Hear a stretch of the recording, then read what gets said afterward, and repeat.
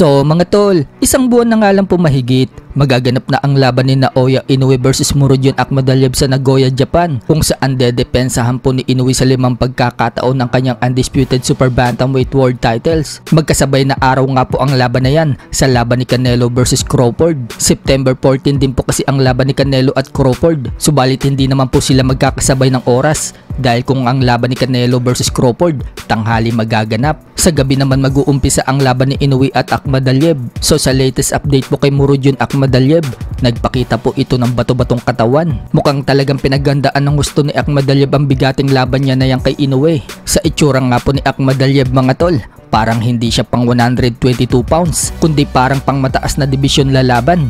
Alam din ng karamihan mga tol na isa talaga sa nagiging problema ni Inoue, ang left hook. Yan po kasi ang suntok na nagpabagsak sa kanya mula dito kay Luis Nery at Ramon Cardenas, at binasag din ni Donaire ang eye socket niya nang tamaan din siya ng left hook ni Donaire. So mukhang yan din po ang gagamitin ni Akhmadaliev mga tol kay Inoue. Sa training po kasi ni Akhmadaliev, nagpaulan ito ng kaliwat kanan na hook shot. Tiyak na gagamitin po niya yan kay Inoue, hindi lang left hook kundi pati na din ang right hook. Sa kabilang banda naman mga tol, former Unified Super Bantamweight World Champion Marlon Tapales, dinumog na mga Japanese fans sa isang boxing event sa Yokohama, Japan. Marami nga po ang nagpa-picture kay Tapales nang maispatan siya ng mga tao sa loob ng venue.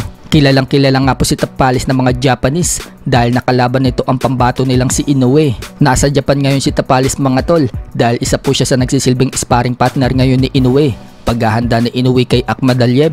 Sa iba pang balita mga tol, dahil usap-usapan po ang match-up sa pagitan ni Casimero versus Luis Nery sa future dahil parehas po silang nasa Kameda promotion. Nagsalita po ang dating trainer ni Casimero na si John Agravio tungkol sa match-up na yan.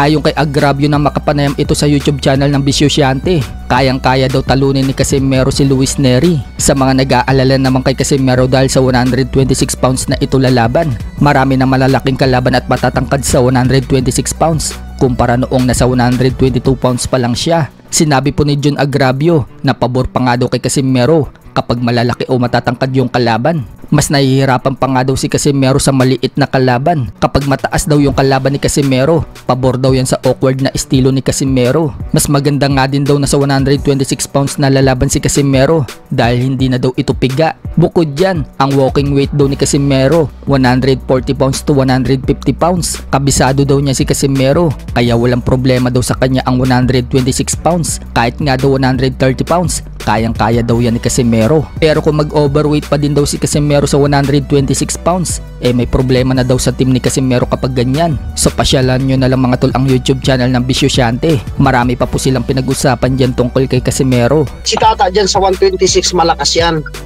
Kasi malakas yan kahit sa 130, malakas pa rin yan. Kasi nga, hindi na siya gaanong puga.